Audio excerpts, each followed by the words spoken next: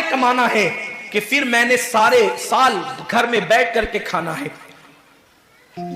Tailor لوگ تیاری کرتے ہیں عید کے موقع پہ، اتنی محنت کریں گے رات دن کہ سال بھر اگر کوئی کسٹمر نہ بھی آئے تو وہ گھر بیٹھ کے آرام سے کھا سکے۔ کپڑے والے سوچتے ہیں کہ سیزن آئے گا، جو بھی سیزن ان کا آتا ہے اتنا کمائیں گے کہ سال بھر بیٹھ کے کھائیں گے۔ لوگوں، جیسے کپڑوں کا سیزن آتا ہے، ٹیلروں کا سیزن آتا ہے، پھلوں کا سیزن آتا ہے، ایک سیزن نیکیوں کا بھی آتا ہے، ایک سیزن مغفرت کا بھی آتا ہے، ایک سیزن جنتی بننے کا بھی آتا ہے، ایک سیزن اللہ کو راضی کرنے کا بھی آتا ہے۔ ارے یہ کیا کم ہے؟ میرے رسول سچے نبی صادق و مصدوق نبی نے فرمایا ماہ رمضان کی ہر رات اللہ پہلے آسمان پہ تجلی کرتا ہے اور اللہ اپنے بندے سے پکار پکار کر غروب آفتاب سے لے کر صبح صادق طلوع ہونے تک کہتا ہے میرے بندے اگر تو گنہگار ہے تو مجھ سے معافی طلب کرتا کہ میں تیری مغفرت کر دوں، میں تجھے جنت کا پروانہ عطا کر دوں۔ اگر تو غریب ہے تو مجھ سے دولت مانگتا کہ میں تجھے دولت عطا کر دوں، اگر تو نعمت سے محروم ہے تو نعمت مانگتا کہ میں تجھے نعمت عطا کر دوں۔ یہی وجہ تو ہے حضرات صحابہ کرام جب رمضان شریف آتا تو وہ ایسے تیاریاں کرتے تھے جیسے ہم اپنے گھروں کی شادیوں کی تیاری کرتے ہیں۔ صحابہ اتنے مصروف ہو جاتے رمضان شریف کی تیاریوں میں، اور کیسی تیاری کرتے؟ ہم بھی رمضان شریف کی تیاری کرتے ہیں۔ ہماری تیاری کیا ہے؟ سحری میں تری کے مسالے کو چاہیے، سحری کے اندر یہ چاہیے، سحری میں وہ چاہیے، افطار میں یہ چاہیے، افطار میں وہ چاہیے۔ مجھے اس سے کوئی جو ہے وہ شکوہ نہیں، میرے آقا نے اس سے منع نہیں کیا۔ حضور فرماتے ہیں کہ رمضان شریف میں گھر والوں کا دسترخوان وسیع کر دیا کرو، گھر والوں پہ زیادہ خرچ کیا کرو، اس لیے کہ جو گھر والوں پہ رمضان شریف میں خرچ کرتا ہے اللہ اس کو اپنی راہ میں خرچ کرنے کا ثواب عطا کرتا ہے۔ اور فاروق اعظم فرماتے ہیں جو رمضان شریف میں کشادگی کرے گھر والوں پر اللہ اسے جہاد میں خرچ کرنے کا ثواب عطا کرتا ہے۔ مجھے اس سے کوئی شکوہ نہیں، لیکن صحابہ کی تیاری کیا ہوتی تھی؟ جب رمضان شریف آتا صحابہ اپنے بستر کو باندھ دیا کرتے تھے۔ رمضان شریف آتا تو صحابہ بستر کو باندھ دیتے تھے۔ کیوں باندھ دیتے تھے بستر کو؟ اس لیے کہ اب سونا نہیں ہے، سونے کی راتیں 11 مہینے کی راتیں ہیں، اب غفلت میں زندگی نہیں گزارنا ہے، بلکہ راتوں کو جگ کر دن کو جگ کر اللہ کی اتنی عبادت کرنا ہے کہ عبادت کا سیزن آ گیا۔ اس لیے کہ اللہ کے رسول فرماتے ہیں جس نے رمضان شریف پایا اور عبادت کر کے اللہ کو راضی نہیں کر لیا ایسا بندہ ہمیشہ اللہ کی رحمت سے دور کر دیا جائے۔ اس لیے صحابہ رمضان شریف کی تیاری کرتے تھے، بستر باندھ دیتے تھے، اور اپنا معمول کیا ہے؟ جو فجر میں سوئیں گے تو وہ عصر میں اٹھیں گے، رات بھر جاگیں گے کرکٹ کھیلتے ہوئے، رات بھر جاگیں گے گلیوں میں گھومتے ہوئے۔ میرے آقا صلی اللہ علیہ وسلم کے دیوانوں، بہت قیمتی وقت آ رہا ہے، بہت قیمتی مہینہ آ رہا ہے۔ یہ وہ مہینہ ہے جو جہنمیوں کو جنتی بناتا ہے۔ آقا کریم صلی اللہ علیہ وسلم فرماتے ہیں ہر افطار کے وقت اللہ 60,000 ایسے جہنمیوں کو جہنم سے آزاد کر کے جنتی بناتا ہے جن کا جہنمی ہونا واجب ہو گیا تھا۔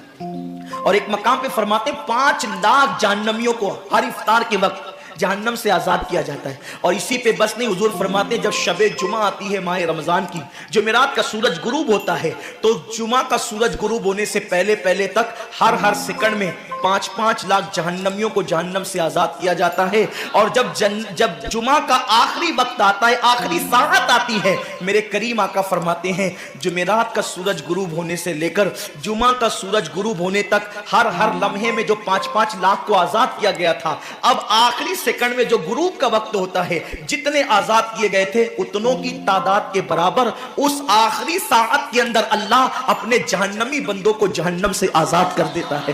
کتنا قیمتی وقت ہوتا ہے، افطار کا وقت کتنا قیمتی ہے، سحری کا وقت کتنا قیمتی ہے، لیکن اس وقت بھی ہم کہاں لگے ہوتے؟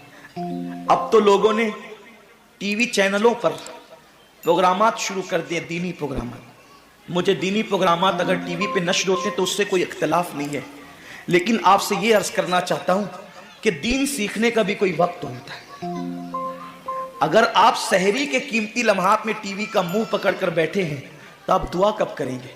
افطار کے وقت آپ واٹس ایپ پر لگے ہیں تو اللہ سے مانگیں گے کب؟ ساری زندگی سسکیاں لے رہے ہو، ساری زندگی تڑپ رہے ہو، اور جب مانگنے کا وقت آتا ہے، مصیبتوں سے نجات طلب کرنے کا وقت آتا ہے، ہم کہاں ٹائم ضائع کرتے ہیں۔ حضرت سیدہ ام ہانی رضی اللہ تعالیٰ عنہ فرماتی ہیں کہ میں نے اپنے کریم آقا صلی اللہ علیہ وسلم سے سنا، اللہ کے رسول صلی اللہ علیہ وسلم نے فرمایا اس وقت تک میری امت ذلیل نہیں ہوگی، اس وقت تک میری امت رسوا نہیں ہوگی जब तक वो माह रमजान का एहतराम करती रहेगी, जब तक उम्मते मोहम्मदिया माह रमजान का एहतराम करेगी, उन्हें दुनिया की कोई ताकत जलील और रुस्वा नहीं कर सकेगी।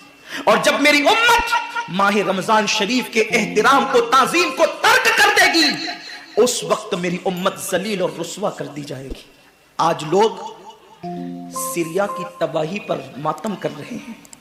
आज लोग यमन की घरों को आग में जलने के हवाले से बेकरारी का इजहार कर रहे हैं। आज लोग हिंदुस्तान में मुसलमानों का हाले जार देखकर अफसोस कर रहे हैं। बड़े बड़े स्कॉलर मुफक्किराना तकरीर करते हैं, उम्मत का हाल क्या है, उम्मत का हाल क्या है, उम्मत जलील क्यों हो रही है, उम्मत रुस्वा क्यों हो रही है।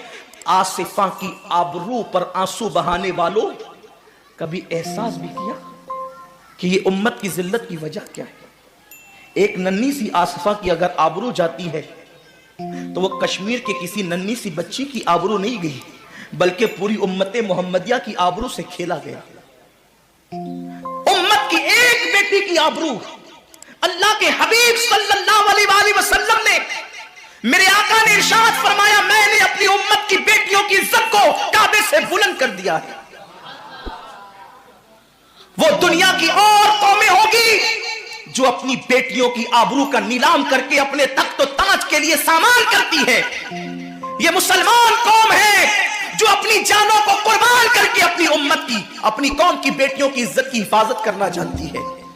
मैं आबरू लूटने वालों से मुखातिब नहीं हूं, इसलिए कि मजमा आबरू लूटने वालों का नहीं है। जो सुन रहे हैं मैं उनसे बात करना चाहता हूं, जिन तक मेरी आवाज पहुंच नहीं सकती मैं उनसे मुखातिबत नहीं करना चाहता। अहले सियासत के मामलात जाने, जालिम अपने जुल्म के अंजाम को पहुंचने के लिए तैयार रहे, कहफरे किरदार तक के काफिर अपने कुफ्र के अंजाम को पहुंचने के लिए तैयार रहे।